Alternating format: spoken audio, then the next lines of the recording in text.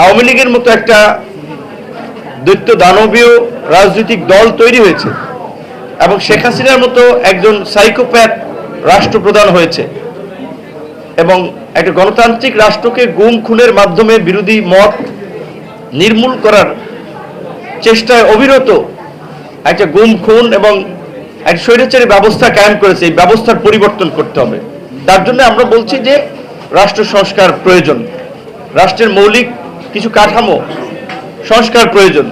আমাদের এইখানে কিছু প্রতিষ্ঠান, একটা রাষ্ট্র দাঁড়িয়ে থাকে যে প্রতিষ্ঠানগুলোর উপরে দাঁড়িয়ে, সেই প্রতিষ্ঠানগুলো 50 বছরেও গড়ে ওঠে নাই। আমরা সেই প্রতিষ্ঠানগুলো, যাদের গায়ের জোর ছিল, যাদের হাতে প্রশাসন ছিল, রাষ্ট্রের নিয়ন্ত্রণ ছিল, তারা একভাবে পরিচালনা করেছে। এখন তো তারা নাই। এখন আমরা যারা আছি, আমরাও যদি একই সিস্টেমের মধ্যে দিয়ে আগামীতে দেশ চালাতে চাই, এটা চলবে না। এবং এই রাজনীতি কার্যত 24-এর গণ অভ্যুত্থানের মধ্যে দিয়ে বলা চলে মানুষের মন থেকে এই রাজনীতির চিন্তাধারাও বিলুপ্ত হয়ে যাচ্ছে। সুতরাং এই পরিবর্তনের সাথে যদি আমরা নিজেদেরকে খাপ খাওয়াতে না পারি, যে আমরা পরিবর্তন চাই, একই সাথে নিজেদেরও কিন্তু পরিবর্তনটা দরকার। গতকালকে গাজীপুরে একটা ঘটনা দেখেছেন যে একজন মফস্বল সাংবাদিক, মানে তাকে কিভাবে নির্মমভাবে হত্যা করা হয়েছে। আর আশপাশে তো দেখছেন অনেক মানুষ আছে, মানুষ এগিয়ে আসছে না। এই রকমের একটা ব্যস্ততম সড়ক, কার্যত কত মানুষ আশপাশে, কিন্তু কেউ মানে তাকে রক্ষায় এগিয়ে আসলো না। কিংবা মিটফোর্ডের ঘটনায় যদি যান, অপরাধীর, আমরাও মনে করি যে অপরাধীর কোনো রাজনৈতিক দল নাই, অপরাধীর কোনো সংগঠন নাই, তারা অপরাধী।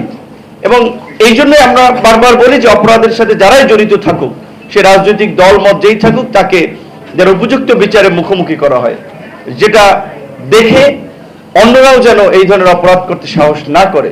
কিন্তু আমাদের আক্ষেপ এবং আফসোস হচ্ছে এই যে আমরা 24-এর গণ অভ্যুত্থানে অনেক কথা বললেন। আপনারা দেখেছেন যে মানুষ, ছাত্র কিংবা শ্রমিক টিন দিয়ে পুলিশের গুলি ঠেকানোর চেষ্টা করেছে, কিংবা কাঠ দিয়ে আপনার রাস্তায় নেমেছে, একটু সামনে ধরে রেখেছে, কারণ সে মানে বুঝতে পারছে যে গুলি আসতে পারে, তার গায়ে লাগতে পারে। এই সাহসী মানুষ আমরা দেখেছি। একজনের সামনে আরেকজন গুলিবিদ্ধ হয়েছে, তারপরেও আন্দোলন থেকে কেউ সরে যায় নাই। কিংবা একজন আহত সহকর্মীকে কিভাবে সরিয়ে নিয়ে চিকিৎসা দেওয়া যায়, তার পাশে থাকা যায়, সেই ধরনের মানবিক দৃষ্টান্ত আমরা এই গণ অভ্যুত্থানে দেখেছি। তাহলে এই যে দুটো ঘটনা ঘটলো, আশপাশে এত মানুষ ছিল, আমরা দেখলাম না যে দু একজন মানুষ এই মানুষগুলোকে রক্ষা করার জন্য এগিয়ে গেছে। এখন দু একটা ঘটনা ধরেন, এই ধরনের ঘটনা অবশ্যই এটা নিন্দনীয় ঘটনা, জঘন্য ঘটনা, এই ধরনের ঘটনা ঘটবে আমরা চাই না। কিন্তু এই দু একটি ঘটনাকে আবার পুঁজি করে, দু একটি ঘটনাকে সেন্টার করে আবার সব শেষ হয়ে গেছে, এই ধরনের আবার ধোয়া তোলা আমাদের ঠিক না। যে ধরেন ওইখানে কি স্বরাষ্ট্র উপদেষ্টা যে আসলে রক্ষা করবে, বা ধরেন উনি কি চাইলে ওইটা ইনস্ট্যান্টলি বন্ধ করতে পারতো?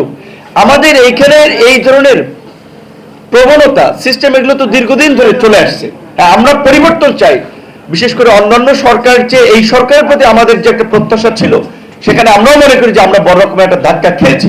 বিশেষ করে আমরা বারবার বলছি যে যেই পুলিশ এবং প্রশাসনকে ব্যবহার করে কার্যত রাজনৈতিক দলের চেয়েও শেখ হাসিনা বা এই ফ্যাসিবাদের সবচেয়ে শক্তি এবং সবচেয়ে খুঁটির জোরটা ছিল প্রশাসন, পুলিশ প্রশাসন এবং জনপ্রশাসন।